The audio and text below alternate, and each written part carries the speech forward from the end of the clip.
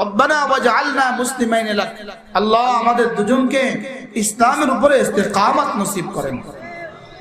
এই দোয়া করা জরুরি কিনা বলেন? সকলেই দোয়া করা জরুরি।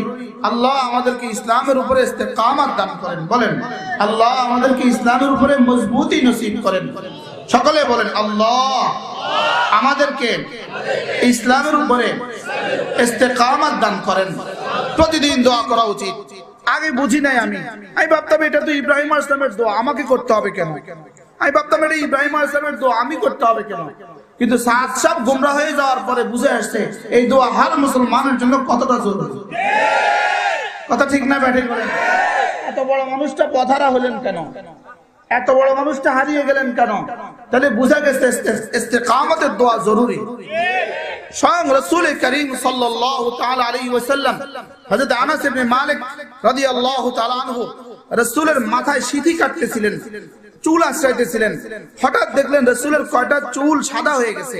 হযরত আনাস বলে উঠলেন, ইয়া রাসূলুল্লাহ, কয়টা চুল তো সাদা হয়ে গেছে। রাসূল বললেন, আনাস, সূরা হুদ, শাইয়াবাতনি হুদ, সূরা হুদের এক আয়াত আমাকে সাদা বানায় দিয়েছে, আমাকে বুড়ো বানিয়ে দিয়েছে। হযরত আনাস বলেন, ইয়া রাসূলুল্লাহ, কোন আয়াত?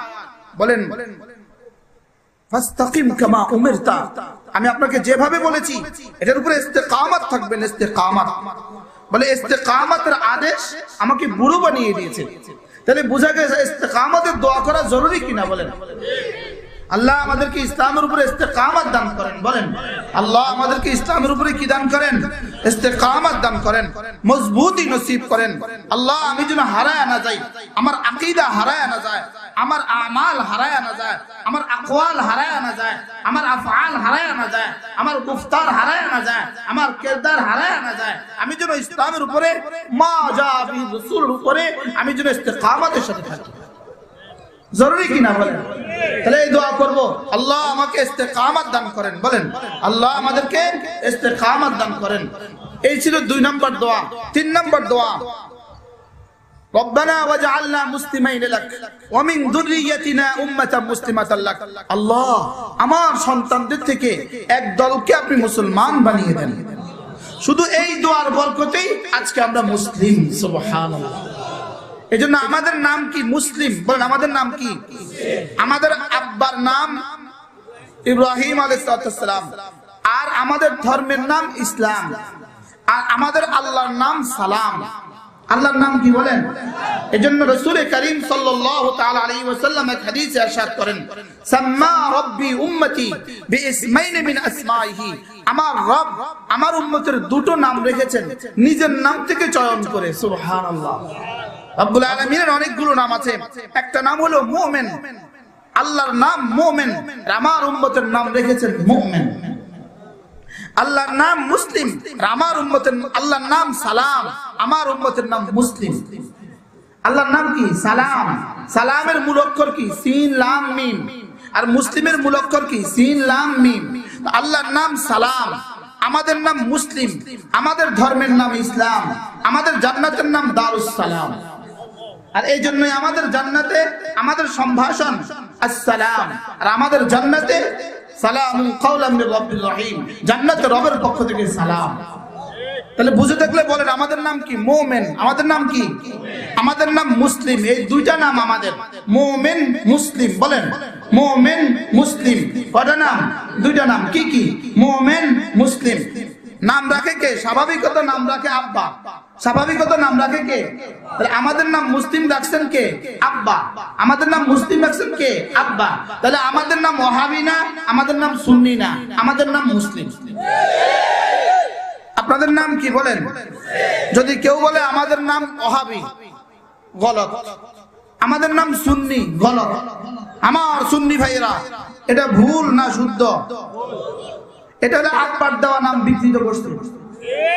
আমাদের নাম এতাআতি, এতাআতি, আমরা এতাআতি গ্রুপ, এতাআতি। এর নাম এতাআতি, এটা গলত। বুঝেন নাই কথা মনে হয়? আমাদের নাম কি? মুমিন। বলেন আমাদের নাম মুসলিম। এতাআতি এটা নতুন নাম। এটা কি নাম বলেন? নতুন নাম। আমাদের নাম কি? মুসলিম। আর কি? তাহলে ওয়াহাবি এটা নতুন নাম, সুন্নি এটা নতুন নাম। আব্বার নাম বিগড়ানো যায় না? আব্বার নামে যদি কোনো একটা বর্ণ পরিবর্তিত হয়ে যায়, এটাকে অ্যাফিডেভিট করতে হয়, এটাকে মামলা করতে হয়, এটাকে অ্যাফিডেভিট করতে হয়, এটাকে নতুন কাগজ করতে হয়। কথা বুঝা যাচ্ছে কিনা বলেন? তাহলে আমাদের আইডি কার্ডে আমাদের নাম কি? মুসলিম। আমাদের নাম কি? মুসলিম। আমাদের নাম কি? মুমিন। এখন নতুন আধুনিক কিছু বুদ্ধিজীবী বের হয়েছে, তারা বলে আমাদের ধর্মের নাম সেকুলার। আমাদের ধর্মের নাম হলো সেকুলার ধর্ম। নাউজুবিল্লাহ বলেন না। তাদের ধর্মের নাম কি? সেকুলার। এই সেকুলার মানুষগুলোর মৃত্যুর পরে কিন্তু জানাজা দেয়, মওতের পরে কিন্তু কি দেয়? জানাজা দেয়।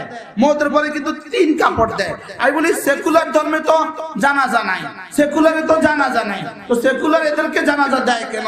আমি বলি 2 কারণে এদেরকে জানাজা দেয়। এরা 1 নম্বর ডরে দেয়, ডরে। 2 নম্বর বেহায়ার জন্য দেয়। মনে হয় বুঝেন নাই কথা।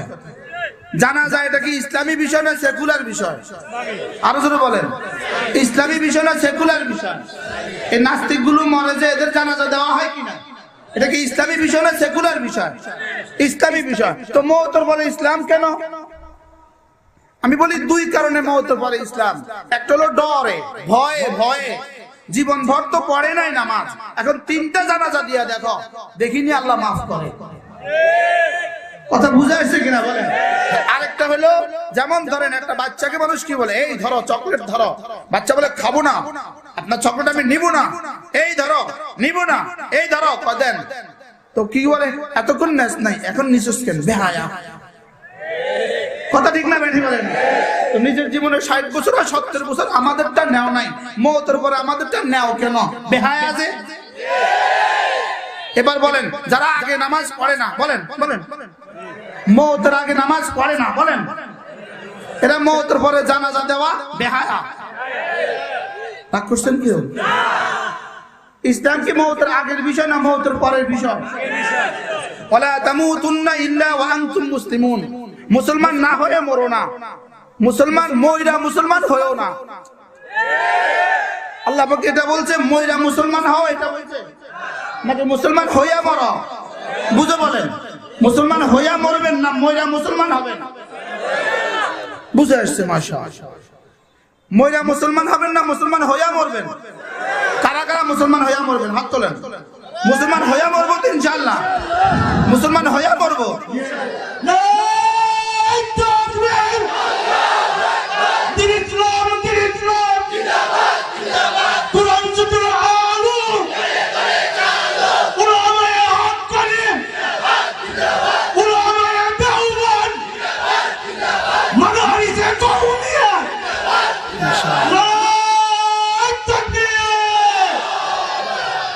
মুসলমান হইয়া মরবেন না মইরা মুসলমান হবেন?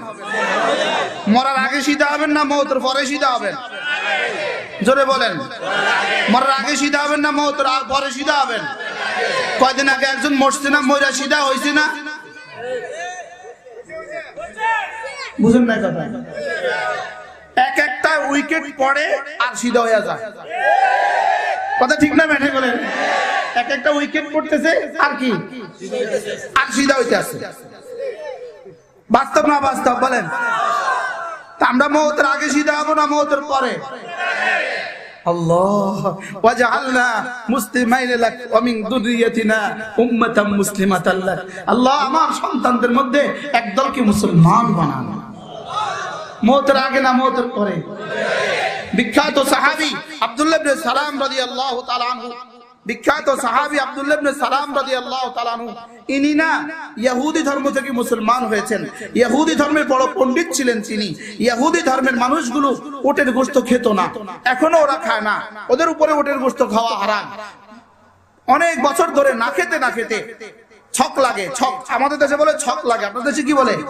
ছক লাগার কারণে খেতে পারছিলেন না, ছক লাগার কারণে খেতে পারছিলেন না। তো সাহাবা এসে বললেন, ইয়া রাসূলুল্লাহ, আব্দুল্লাহ তো ওটের গোশত খায় না। আমি আপনাদেরকে প্রশ্ন করি, বুঝে থাকলে বলুন তো, ওটের গোশত খাওয়া ফরজ, ওয়াজিব, সুন্নাত মুআক্কাদা, নফল, কি জায়েজ? বলেন কি জায়েজ কাকে বলে? করা না করা বরাবর, করলে সওয়াব হয় না, না করলে গুনাহ হয় না। জায়েজ কাকে বলে? করলে সওয়াব হয় না, না করলে। এখানে উটের গোশত খান নাই এমন অনেক মানুষ আছেন না? তাহলে বোঝা গেছে উটের গোশত খাওয়া না ফরজ, না ওয়াজিব, না সুন্নতে মুআক্কাদা, না নফল, না মুস্তাহাব, শুধু কি জায়েজ। জায়েজ মানে খাওয়া না খাওয়া বরাবর। হযরত আব্দুল্লাহ উটের গোশত খেতেন না। কেন খেতেন না? হারাম মনে করে না ছকলাকে দেখা, ছকলাকে দেখে খেতেন না। রাসূল করিম সাল্লাল্লাহু তাআলা আলাইহি ওয়াসাল্লামকে যখনই কোনো প্রশ্ন করতেন রাসূল আসমানের দিকে তাকাইতেন। রব্বুল আলামিন বলেন ক্বাদ নারা তাকাল্লুবা ওয়াজহিকা ফিস সামা, আপনি যে মাঝে মাঝে আমার দিকে তাকান এটাও আমি দেখি। হাবিব মাহবুবের বিষয়, আশিক মাশউকের বিষয়। ইয়া রাসূলুল্লাহ, আমি আপনাকে চাইয়া থাকি, আপনি যে আমার দিকে তাকান আমি দেখি। রাসূল আসমানের দিকে তাকাইলেন। যদি আমাকে জিজ্ঞেস করতো হুজুর এমনি ছাগলের গোশত খায় না, আমি কি কইতাম? এই কেন খাচ্ছ না? আজকে থেকে খাবা। কথা ঠিক না বেঠে বলেন? রাসূল তো বলতে বলতেন আব্দুল্লাহ কেন উটের গোশত খাচ্ছ না? আজকে থেকে কিন্তু খাবা। লেকিন রাসূল তো রাসূল, রাসূল রাসূল নিজের থেকে ফতোয়া দিতেন না। আমরা এখন শুধু 40 দিন লাগাই ফতোয়া মানে, শুধু ফতোয়া, শুধু ফতোয়া। কথা দূর চলে যাবে, আমি অল্প সময় নিব আপনাদের কাছ থেকে। রাসূল করিম সাল্লাল্লাহু তাআলা আলাইহি ওয়াসাল্লাম আসমানের দিকে তাকাইলেন। জিবরিল আলাইহিস সালাম এসে এলান শোনালেন, আয়াত নিয়ে আসলেন, ইয়া আইয়ুহাল্লাযীনা আমানু উদখুলু ফিস সিলমি কাফা। হে ঈমানওয়ালারা, পুরা পুরা ইসলামে দাখিল হও। কোন বিষয় ছেড়ে দেওয়ার কারণে পুরা ইসলামে দাখিল হওয়ার আদেশ? শুধু উটের জায়েজ গোশত না খাওয়ার কারণে, উটের জায়েজ গোশত না খাওয়ার কারণে যদি পুরা ইসলামে প্রবেশ করার আদেশ করা হয়, এবার বলেন তো আমরা কতগুলো শাস্তি বলেন? বলেন। এটাকে বলছে ওয়ালা তামুতুন্না ইল্লা ওয়া আনতুম মুসলিমুন। মুসলমান না হয়ে কবরে এসো না। তাহলে মুসলমান হয়ে কবরে যাব না কবরে যায় মরে মুসলমান হব? মুসলমান। তাহলে নামাজ মওতের আগে না মওতের পরে? জোরে বলে না। নামাজ মওতের আগে না মওতের পরে? যদি খোদা না খাস্তা বিমান দুর্ঘটনায় মারা গেলেন আর নামাজ নসিব হলো না, কোন জানাজা নসিব হলো না, কোনো অসুবিধা হবে না। পানিতে ডুবে মারা গেলেন, জানাজা নসিব হলো না, কোনো অসুবিধা হবে না। আগুনে পুড়ে ছাই হয়ে গেলেন, জানাজা নসিব হলো না, কোনো অসুবিধা হবে না। কিন্তু জীবনে কোনোদিন নামাজ পড়ো নাই, মওতের পরে যদি 3 বার নয় 70 বারও জানাজা দেওয়া হয়, একবার বাইতুল মুকাররমের দক্ষিণ গেটে, আবার বাইতুল মুকাররমের উত্তর গেটে, আবার বনানী গোরস্থানে, আবার ধানমন্ডিতে, আবার কিশোরগঞ্জে, আবার ব্রাহ্মণবাড়িয়া, যদি 1000 বারও জানাজা দেওয়া হয়, জীবনে নামাজ পড়ো নাই এক ওয়াক্ত, মওতের পরে যদি 70,000 বারও জানাজা দেওয়া হয়, 2 আনার দাম নাই। কথা কি বুঝে আসছে? তাহলে মরে মুসলমান হবেন না মওতের আগে? তুমি না সেকুলার, এখন জানাজা দিচ্ছ কেন? বেহায়া, বেলাজা, বেশরম, বেগায়রত, বেঈমান। এক্সকিউজ মি, আফওয়ান, মাফ করবেন, এর থেকে নরম কথা আমি আর বলতে পারলাম না। জীবনভর নামাজ পড়ো নাই, এখন জানাজা কেন? কথা ঠিক না ব্যাটি বলেন? জীবনভর হুজুরদেরকে দেখলেই চুলকাটি উঠতো, এখন হুজুর দিয়ে জানাজা পড়াচ্ছ কেন? তা এখন তোমার বন্ধু দিয়ে পড়াইতে পারলা না? তোমার সেকুলার বন্ধু দিয়ে জানাজা পড়াও, আরেক মন্ত্রী দিয়ে জানাজা পড়াও, আরেক এমপি দিয়ে জানাজা পড়াও। এখন হুজুর লাগে কেন? আমি বলি মওতের পরে হুজুর লাগে, এটা 2 কারণে হুজুর লাগে। সুবহানাল্লাহ। এক কারণ হলো রব্বুল আলামিন বলেন, তুই মওতের আগে যাস নাই কোন হুজুরের সামনে, মওতের পরে তোর 3 বার নিমু হুজুরের সামনে। সুবহানাল্লাহ বলবেন না? এই জন্য আমরা ছোট মানুষ, আমরা ছোটরা যারা আছি, আমরা মওতের পর এক জানাজা হলেই হয়, তাকে 70টা লাগে। বাস্তব না বাস্তব? তাকে জানাজা বেশি লাগে না? এতগুলো লাগে কা? মওতের আগে যে একবারও যায় নাই, এখন মওতের পরে লাশবাহী বিমানে 70 বার, লাশবাহী গাড়িতে করে 70 বার। বাহরহাল কথা দূরে চলে যাবে। তাহলে আল্লাহ আমাকে ইসলামের উপরে ইস্তেকামত দান করেন। বলেন আল্লাহ আমাকে ইসলামের উপরে কি দান করেন? ইস্তেকামত দান করেন। এবং আল্লাহ আমার প্রজন্মের সন্তানগুলোকেও ওয়াজআলনা মুসলিমাইন লাক ওয়া মিন যুররিয়াতিনা উম্মাতান মুসলিমাতান লাক, আল্লাহ আমার জন্মের পরে, আমার মৃত্যুর পর থেকে শুরু করে কিয়ামত পর্যন্ত আমার খানদানের প্রতিটা আওলাদকে মুসলমান বানান। এই দোয়া কতটা জরুরি ওলামা ইকরাম আর কখনো ভাবিও নাই যেন মনে হয় যে এটা কতটা জরুরি। আল্লাহ আমার ছেলেদেরকে মুসলিম বানান, আমার মেয়েদেরকে মুসলিম বানান, আমার নাতিদেরকে মুসলিম বানান, আমার খানদানের 70 সিঁড়ি পর্যন্ত কিয়ামত পর্যন্ত আনে ওয়ালা আমার খানদানের এক এক আওলাদকে মুসলিম বানান। জরুরি ছিল কিনা বলেন? আমরাও এটাকে খুব বেশি গুরুত্বের সাথে কি করি নাই। আমরা কখনো মুনাজাতের মধ্যে কোন হুজুর এই দোয়া করতে শুনছেন? ربنا واجعلنا مسلمين لك ومن ذريتنا أمة مسلمة لك وأرنا مناسكنا আল্লাহ আমি হজ কেমনে করব এটা আমাকে একটু শিখিয়ে দেন। সুবহানাল্লাহ। এইজন্য আল্লাহ তাআলা শিখিয়ে দিয়েছেন। এইজন্য আমাদের হজের মধ্যে মিনা, আমাদের হজের মধ্যে আরাফা, আমাদের হজের মধ্যে মুজদালিফা, আমাদের হজের মধ্যে তাওয়াফ, আমাদের হজের মধ্যে সাই, আমাদের হজের মধ্যে যা সব কিছু ইব্রাহিম আলাইহিস সালামের দেওয়া। সুবহানাল্লাহ। সবকিছু কাজ দেওয়া। আজীব বিষয়। নবীজি ইব্রাহিম আলাইহিস সালাম তাওয়াফ করতেন, আমরাও তাওয়াফ। নবীজি সাই করতেন, আমরাও সাই। নবীজি মিনা আরাফা মুজদালিফা, আমাদেরও মিনা আরাফা মুজদালিফা। সুবহানাল্লাহ। শুধু এই শব্দের কারণে ওয়ারিনা মানাসিকানা। এবার 4 নম্বর দোয়া, ওয়াতুব আলাইনা আল্লাহ মেহেরবানি করে হযরত হাকিমুল উম্মত তরজমা করেন, মেরি তরফ তাওয়াজ্জু ফরমাইয়ে, আল্লাহ মেহেরবানি করে আমাদের দিকে একটু খেয়াল রাখবেন। সুবহানাল্লাহ। আল্লাহ আমার তওবা কবুল করেন। এই তরজমা নবীদের সামনে করা ঠিক হবে না, কারণ নবীদের গুনাহ নাই, তওবা হবে কেন? সুবহানাল্লাহ বলেন। তাহলে কি তরজমা? আল্লাহ আমার দিকে একটু খেয়াল রাখেন, যদি কখনো হয়ে যায় আপনি আমাকে আবার ফেরত নিয়েন। সুবহানাল্লাহ। ওয়াতুব আলাইনা ইন্নাকা আনতাত তাওয়াবুর রহিম। তাহলে এই দোয়াটা কত জরুরি বলেন? ওয়াতুব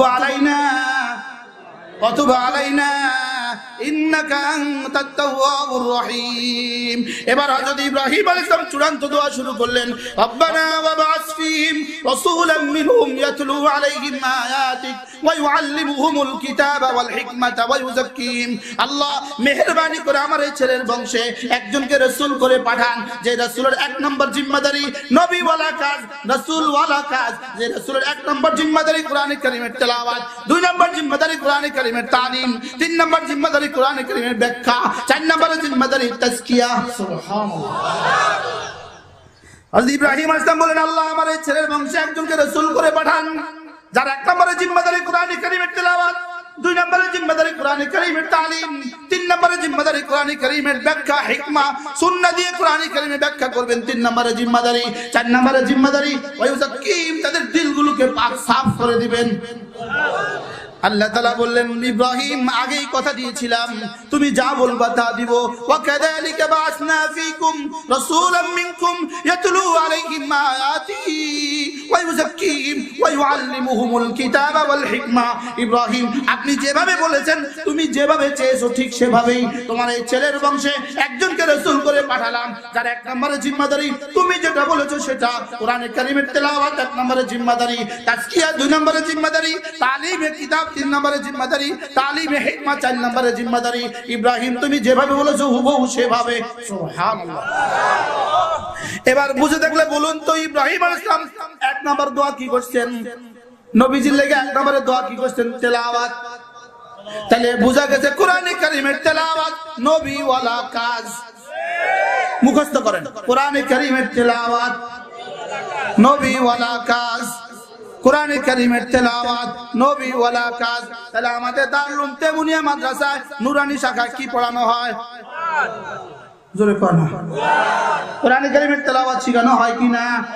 তাইলে বোঝা গেছে আমাদের কওমি মাদ্রাসাগুলো, আমাদের নুরানি শাখা কোরআনে কারীমের তেলাওয়াত শেখায়।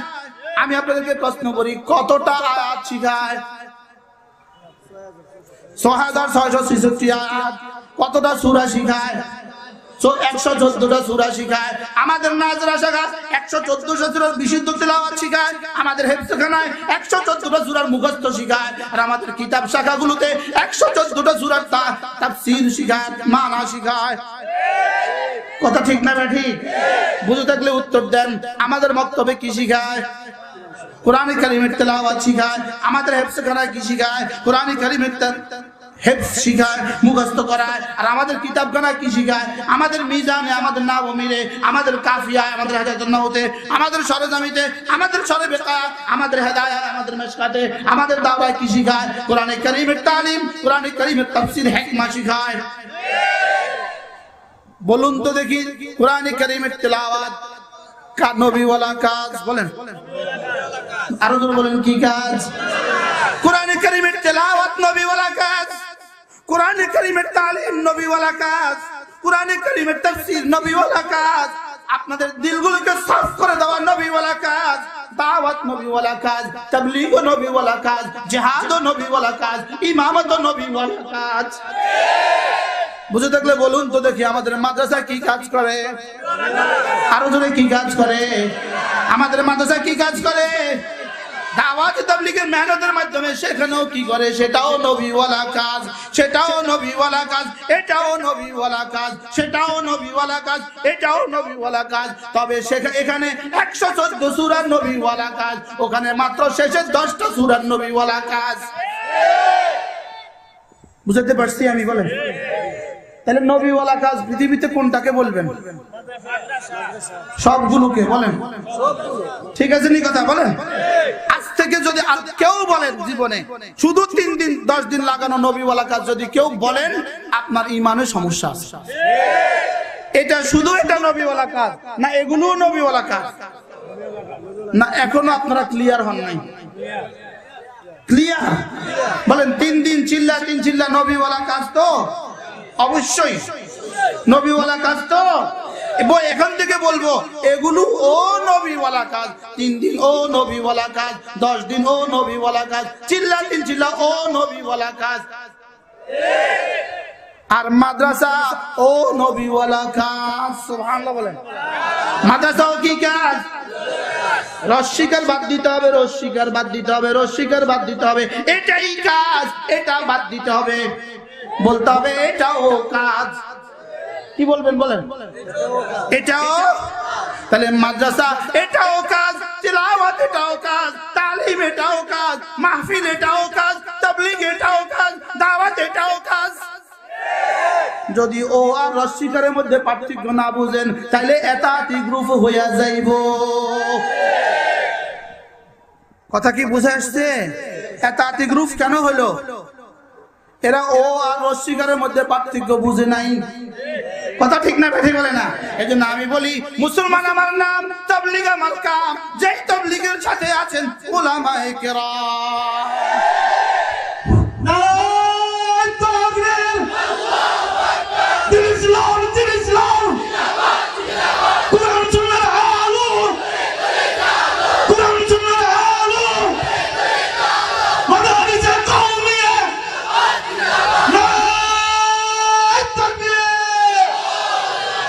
আল্লাহ আমাদেরকে বুঝ দান করেন।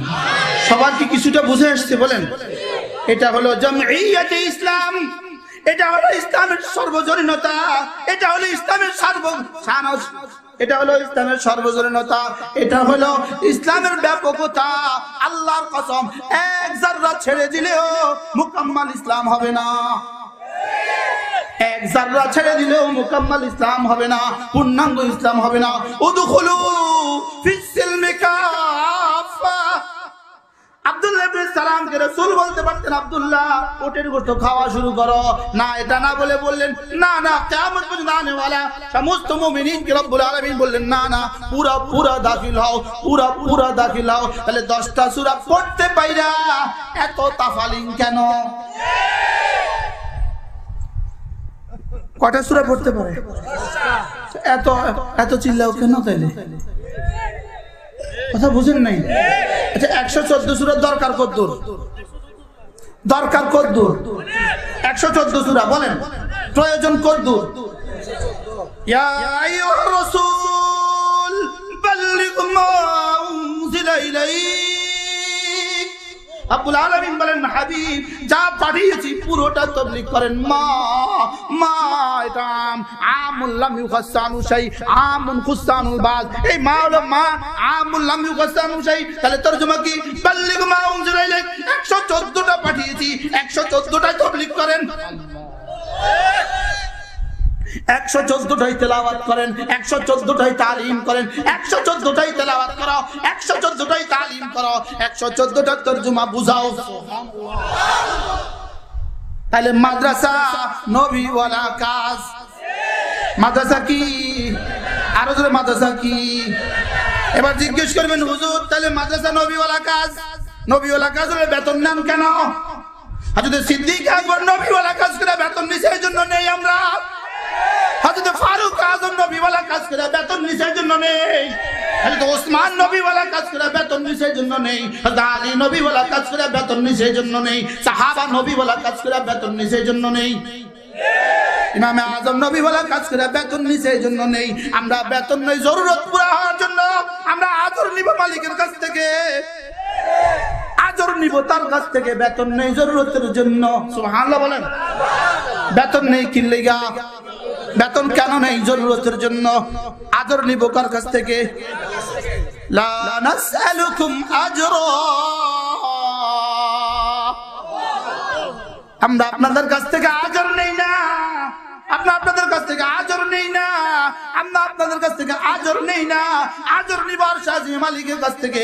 এই জন্যই তো আমাদের বেতন পৃথিবীতে সবচেয়ে কম। কথা ঠিক না ঠিক? আমাদের থেকে মেহনত পৃথিবীতে বেশি কে করে? ওই মাছের উস্তাদের থেকে মেহনত পৃথিবীতে বেশি কে করে? আমাদের ডিউটি 24 ঘন্টা। কথা ঠিক না ঠিক?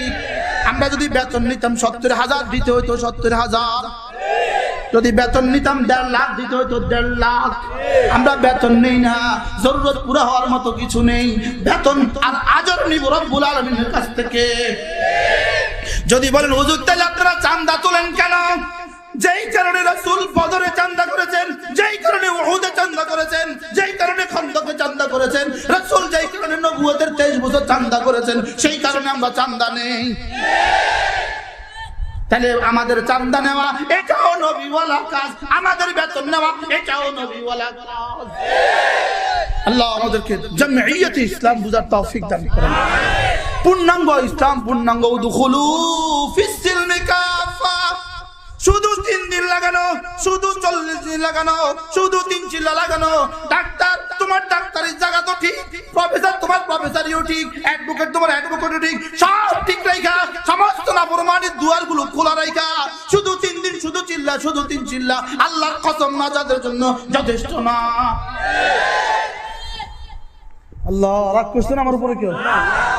আল্লাহর কসম আমি তাবলীগী, আল্লাহর কসম আমি তাবলীগী, তাবলীগী, তাবলীগী, তাবলীগী। আমরা সব তাবলীগী। আমরা সব কি? এখানে কারা কারা তাবলীগী না হাত তোলেন। আমরা সবাই কি বলেন? আর আমরা কি? আল্লাহ আমাদেরকে বুঝ দান করেন। এজন্য মেরে ভাইও উদখুলু ফিস সিলমি কাফা। পুরা পুরা দাখিল হও, পুরা পুরা পুরা পুরা দাখিল হও। আচ্ছা বাংলাদেশে কোন মন্দিরে যদি 2 জন আহত হইতো কয়টা মামলা হইতো? বাংলাদেশে কোন মন্দিরে যদি 3 জন আহত হইতো কয়টা মামলা হইতো? বাংলাদেশে কোন গির্জায় যদি 3 জন আহত হইতো কয়টা মামলা হইতো? কোন বৌদ্ধ যদি 2টা আহত হইতো কয়টা মামলা হইতো? 1 ডিসেম্বরে কয়জন আহত হয়েছে? টঙ্গীতে কয়জন আহত হলো? হাজার হাজার আহত হলো, মামলা কেন হলো না? মামলা কেন হলো না? এতে বোঝা যায় ডাল মে কুছ কালা হয়, এতে বোঝা যায় এদের হাত অনেক উপরে, এতে বোঝা যায় এদের সাথে কানেকশন ইসরায়েলিদের। বোঝা যায় কিনা যায় না? 3000 মানুষ আহত হইয়া, 2 জন নিহত হইয়া, 3000 ছাত্র আহত হইয়া, এরপরেও মামলা কেন নিল না? বোঝা গেছে এদের সাথে ওদের সম্পর্ক আছে, এই জন্য নেয় নাই। আর কি বুঝতে বাকি থাকলো? আচ্ছা কালকের আগের দিন পর্যন্ত, গত শুক্রবার পর্যন্ত টঙ্গীতে সিনেমা হয়েছে, গান হয়েছে, নাটক হয়েছে, কি হয়েছে? ইজতেমাতে কি হয়েছে? জোরে বলেন কি? সেখানে গেলা না, সেখানে গেল না। শনিবারে নতুন করে আবার 3 দিনের লেগা গেলা কি লেগা? আগে গেল না কেন, পরে গেলা কেন? এটা আমাদেরকে প্রশ্নবিদ্ধ করে। কথা মনে হয় বুঝেন না, মনে হয় কথা কি বুঝে আসছে আপনাদের সব? তাহলে বোঝা গেছে এদের সাথে অন্য কিছু সম্পর্ক আছে। কথা ঠিক না ঠিক বলেন? এই জন্য আমাদের স্লোগান মুসলমান আমার নাম, দাওয়াত আমার কাম, তাবলীগ আমার কাম, তিলাওয়াত আমার কাম, তালিম আমার কাম, মাদ্রাসা আমার কাম, মসজিদ আমার কাম, রাষ্ট্র আমার কাম। ড্রাইভার ছাড়া গাড়ি যেমন গন্তব্যে যায় না, ইঞ্জিনিয়ার ছাড়া যেমন প্ল্যান হয় না, অ্যাডভোকেট ছাড়া যেমন মামলা হয় না, আল্লাহর কসম ওলামায়ে উম্মত ছাড়া দ্বীন হবে না, হবে না, হবে না।